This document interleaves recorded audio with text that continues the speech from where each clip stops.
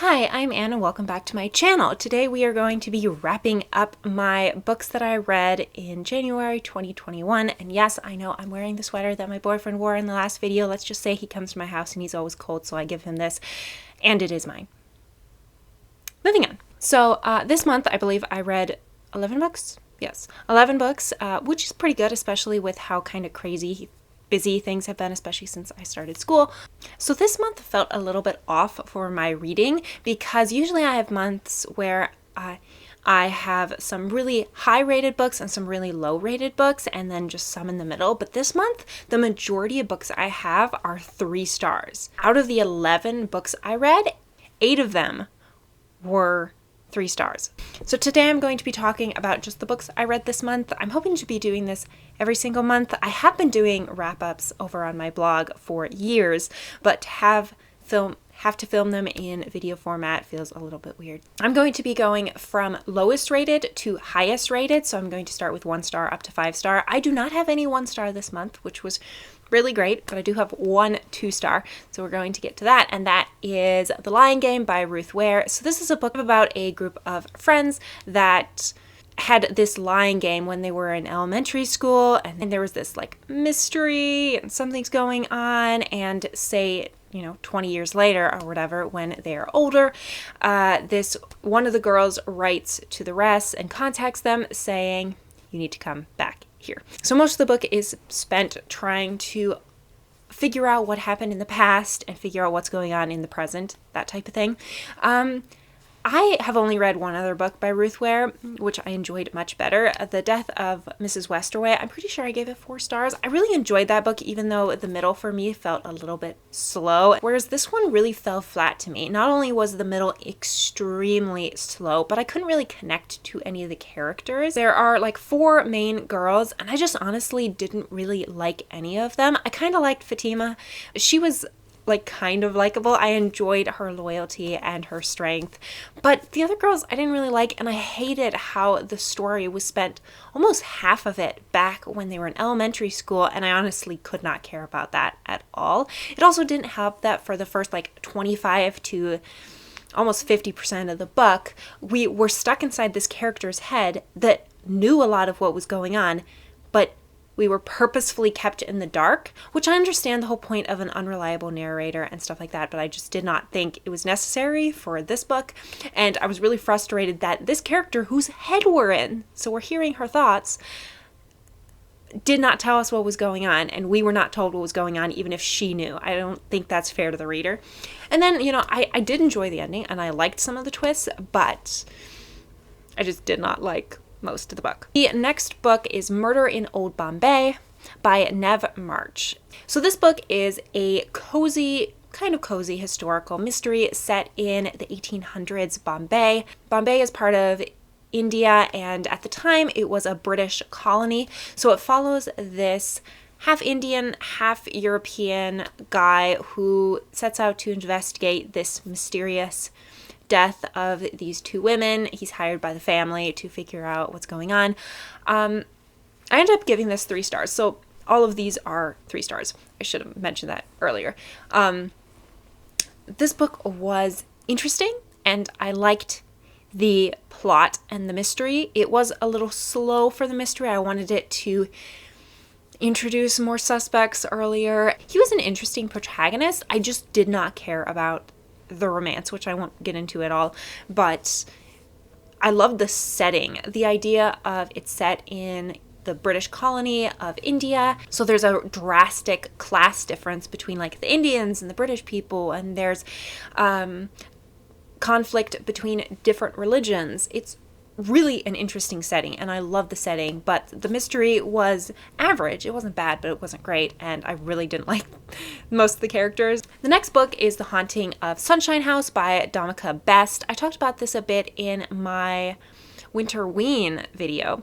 I read this early this month, and I had, again, like mixed feelings. It is set in this old hotel that's been transformed into a old person's home that has been having some mysterious deaths and some sightings of possible ghosts, and there's this psychic, Sarah, that is brought in to investigate, and yeah, so it's kind of a murder mystery, but also like a paranormal adventure, which is one of my biggest criticisms of it, because the mystery was intriguing and I liked the ghost elements. They just didn't always fit together. Also, one of my biggest complaints about this was this book had way too many perspectives. It probably only needed 3, and it had 7 or 8, I'm pretty sure, and it did not need that. So it's not a bad book, not a great book. The next book is In a Holidaze by Christie, not Lauren.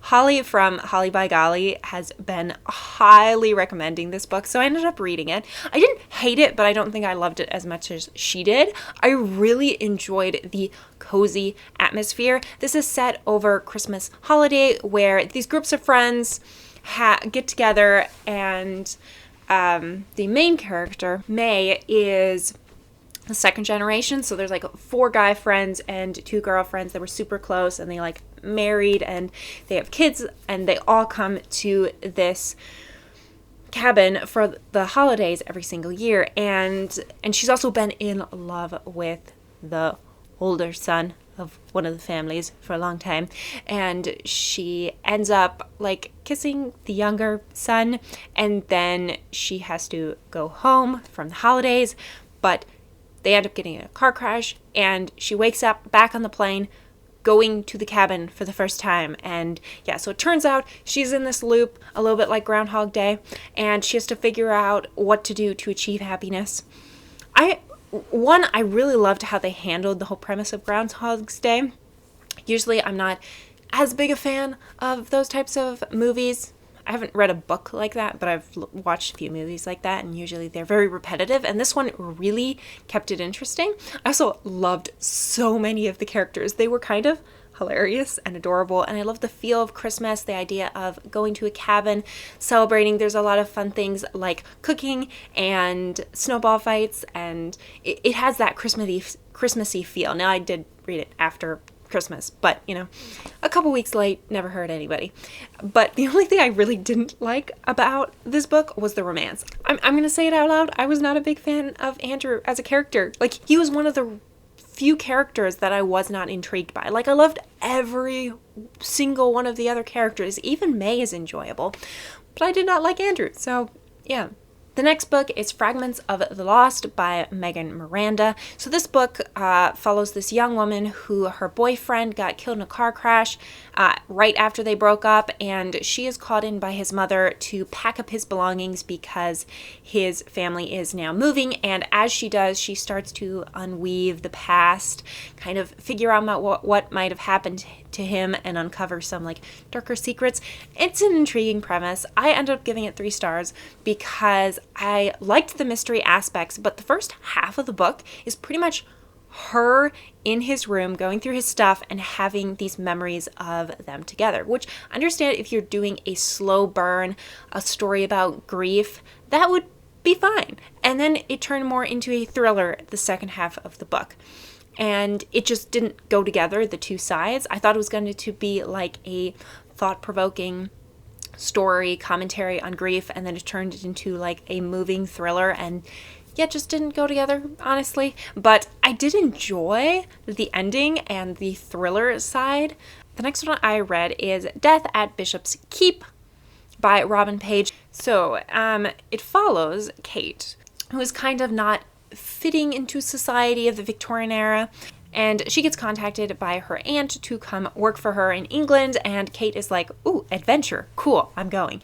And there's a murder there and some weird cult stuff, and I won't get too into the details, but this is a series I've been wanting to read for a long time. Robin Page is one of those big, cozy mystery writers that has been on my TBR for probably a decade almost. But I don't know, this book felt average to me. The mystery wasn't bad. I just didn't like how modern Kate felt. It's one thing to try to create a character in the Victorian era, which had kind of rigid social norms, to be more free-spirited, but it's another thing to make them feel really modern, and that's how Kate felt to me. She just felt way too modern. And I also didn't care for the romance that much. It wasn't horrible. It wasn't great. The mystery was fun and good, and I also didn't like a lot of the characters fit into very neat boxes, and I wanted them to like have twists and fun. Some of them had twists, but most of them didn't, and they were just like kind of bland and boring. So I probably won't be continuing on in this series just because there are so many cozy historical mysteries out there that I want to get to. So why would I waste time with one that is just kind of average? The next book is Iron Cast by Destiny Soria. So this book I read from my book club, and it was very intriguing. It's been a while since I've read more of like a YA fantasy, so I was really happy to read it. It's set in the world of like 1919 Boston, but with a twist. So in this world, there are these people that have this special blood that they call hemopaths, and pretty much their powers vary. There are some, for example, thespians can change their appearance to look like anyone, or wordsmiths can say poetry or quote a classic writer and kind of force you to see things that aren't there. So like you can be holding a hat and then you look down and suddenly it's a rabbit. You know, that's a scene in the book. So in this world, the hemopaths are kind of under persecution. That's the best way to describe it. They are being forced into this asylum for their own good. Like, oh yeah. And they're also quite sensitive to iron. So if they get near iron, they like get faint. And like if they ingest it, it's like fire on their insides until they explode. But in this world, we are introduced to Corinne and Ada, who are these two girls that work as kind of thieves, criminals for this underground organization that has the front as a bar called the Iron Cast, thus the title of the book. Ada is this, I believe she's half African, half, I can't remember where her father is from. I'm pretty sure somewhere in like South America, but I don't remember. But she is the daughter of like poor immigrants, and then Corinne is the exact opposite. She is the daughter of a wealthy, privileged family who's been hiding that she's a hemopath all these years. So they were both kind of taken in by this guy, Johnny Dervish, who runs this Iron Cast, and he employs them to do like pretty much small criminal jobs for him. And the book starts off with Ada actually in an insane asylum and being busted out by Corinne, who goes undercover as a nurse into the asylum to get her out. And that starts kind of a process of stuff going on. And spoilers, I liked this book kinda average. I loved the world. I thought the idea of it being set in like late 19-teens, early 1920s, while also having this underground magic system was really intriguing. I loved how the magic worked. And I'm not like an expert when it comes to fantasy, so I'm not super into magic systems. So it definitely felt like a very light, soft magic system, which was great for me. I didn't mind that. I really loved the friendship between Corinne and Ada. They had such great chemistry, and they were just so adorable together, how they would stand up for each other. And I also really liked the romance of Ada. I won't go into spoilers, but I liked her romance. Had mixed feelings about Corinne's romance, but I also liked that the romance wasn't super pushed into your face. It was more like in the background, somewhat there, but the plot and the world were much more of the focus. Speaking of the plot, I did have trouble getting into the book because Ada and Corinne have very similar voices and reactions to certain situations. So for me, I had trouble differentiating them in the beginning. But by the end, I was enjoying them much more. But speaking of the end, there were way too many twists. The twists went on from like one twist, like, ooh, this is a good twist, to like another twist, to another twist, to another twist, and there are too many twists. And like I would have cut out like half the twists. I enjoyed this book, but I didn't love it. The next book is The Mystery of Mrs. Christie by Marie Benedict. Now, I've read two other books by her. One of my favorite books that I read last year was Lady Clementine, which I read at the end of last year, and I loved it. I gave it 5 stars. So I was really excited to read her newest book. This one was released at the very end of December last year, and it pretty much follows the days when Agatha Christie went missing in real life. In 1926, I believe, she went missing for 11 days. No one knew where she was, and she just showed up. If you don't know Agatha Christie, one of the most famous mystery writers of all time, she wrote from like 1917, she published The Mysterious Affair at Styles, and then I believe she wrote until like 76 when she died. So this book kind of follows two different timelines. So one is her when she's young and she meets this guy that she ends up marrying, Archie Christie, who she marries, and then the other one is the timeline of Archie trying to figure out what happened to his wife. It's definitely not a mystery if you go into this thinking it's a mystery. No, the title is kind of a misnomer. There is a little bit of a mystery because obviously we're trying to figure out where she is, but it's also more of just like a historical drama. I enjoyed this book, but I also saw a lot of weaknesses in it. There was a lot of padding when it came to Archie's perspective of like the police trying to figure out where she was. I just did not care about that. I liked actually the timeline of her growing up, beginning to be kind of like naive, but then growing into a very strong, independent woman. I really enjoyed that. I also love the mystery. I just thought that there was too much padding in the middle. I still gave it 3 stars. I didn't hate it. I enjoyed it, but it wasn't as great as I was expecting from Marie Benedict. The next book is a historical classic, which I don't know if I would consider a classic. It came out in the 60s. I don't really consider classics to be from the 60s, but you know, that's a whole other debate, which I don't want to get into. And that is 100 Years of Solitude by Gabriel Garcia Marquez. I don't speak Spanish. I'm sorry. So this book kind of follows a family for 100 years in this fictional town of Macondo.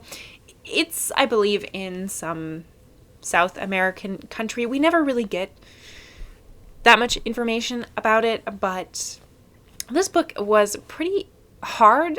It was a struggle to get through. It's described as magical realism, which I see some of the like slightly magical elements, but for the most part, it's just family drama with like war and a lot of people sleeping with other people. That was pretty much the entire book. I did not like any of the characters in here, and while I could appreciate that there was some extremely beautiful writing and the style of storytelling is incredible, but I just hated all the characters. The only character I liked was Ursula, who was kind of the matriarch of the family. She literally died when she was 100 and something. She survived for most of the book. The book starts with Ursula and her husband, who's an eccentric, to say the least, and then it kind of goes to great-great-grandchild or great-great-great-grandchild. I don't know, but it goes for 100 years. So it starts with her and her husband as like rather young, their children being young, and then it goes to right after Ursula dies. I don't know. I had mixed feelings about the book. It's beautiful writing, but I also didn't like love the characters. So I gave it 3 stars. Not bad, but not like one of my favorite classics out there. And finally, we're getting out of the 3 stars into the 4 stars. I have only one 4-star, and that is Early American Rebels Pursuing Democracy from Maryland to Carolina, 1640 to 1670 by Nolene McIlvena. So this is actually a book that I'm reading for school. McIlvena, or Dr. No, as she forces us to call her, she's my teacher this semester, so she assigned us to read her book, which talks about early colonial rebellions as they strive for democracy. It was really interesting to read to see how, you know, we think of the American Revolution as being the first big rebellion in America, but there were a lot of little ones in the 17th century.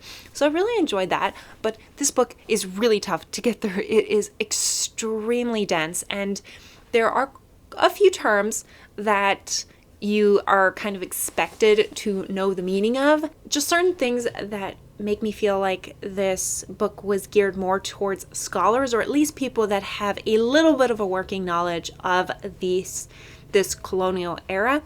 But yeah, there's not much I can say about this book. It's nonfiction, historical, pretty like deep history. But I learned a lot, so it's interesting, especially about a time period I don't know that much about. And finally, the last book that I gave 5 stars, that is The Dollmaker of Krakow by R.M. Romero. So this book I've talked enough about probably. I also read it for my winter ween readathon and I loved it. It's about this doll whose land of dolls get attacked gets attacked by rats, and so she comes to our world, to Krakow, Poland, to the shop of this doll keeper, and it's right before the Nazis are coming to invade, so it's kind of a fantasy historical novel, and it's middle grade, and yeah, it's great. It's so moving. I love the characters. The ending is quite sad, but yeah, it's 10 out of 10. Would recommend. And there are the books that I read this month. Have you read any of these books? What are your thoughts? Let me know if you like this video. Like, comment, subscribe, hit the bell notification to be notified when I post. I post every Saturday at 6 p.m. And as always, thank you for watching. Have a good week. Bye!